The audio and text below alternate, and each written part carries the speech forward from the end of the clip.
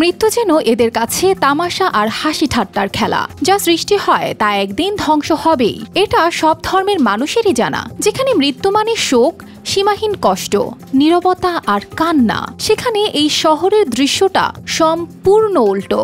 এখানে অন্ত্যেষ্টিক্রিয়া মানে জীবিত মানুষের দাফন, নাচ গান, মাতালদের উল্লাস আর উৎসবের আমেজ। কেউ কাঁদছে না, বরং শোক মিছিল এগিয়ে যাচ্ছে গানের তালে, সঙ্গে বাজছে পার্টির গান। অবিশ্বাস্য হলেও এমনটাই ঘটে কিউবার শহরে।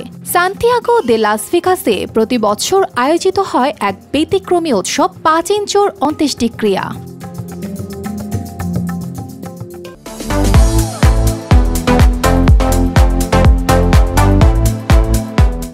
স্থানীয় ইতিহাসবিদ এলা বিত্রো জানালেন, আদতে কোনো পাচেনচোর অন্ত্যেষ্টিক্রিয়া ছিল না। এটা দুটো পুরনো নাটকের সংমিশ্রণ।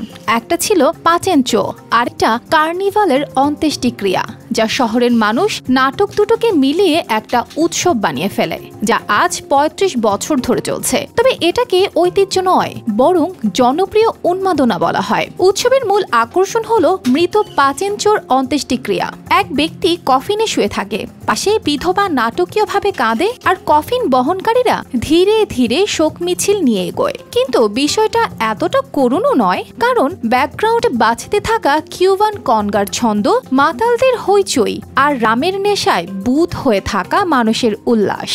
দিন গড়ানোর সাথে সাথে শোকের চেয়ে উৎসবের রঙই বেশি উজ্জ্বল হয়ে ওঠে। প্রচুর পরিমাণে রামপান করে মানুষ, শোক মিছিল যেন বদলে যায় কার্নিভালে। সবশেষে পাচেনচোকে নামানো হয় কবরে।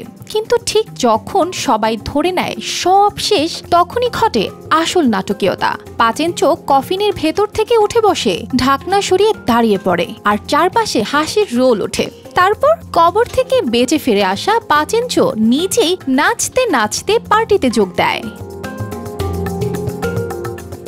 কিউবার মানুষ জীবনের মতো মৃত্যুকেও আনন্দের সাথে দেখতে ভালোবাসে। তাদের কাছে বেদনা, কান্না, বিষাদ এসব হয়তো খুব একটা গুরুত্বপূর্ণ নয়। মৃত্যু হোক কিংবা বেঁচে থাকা, সবকিছুই যেন পার্টির আরেকটা উপলক্ষ।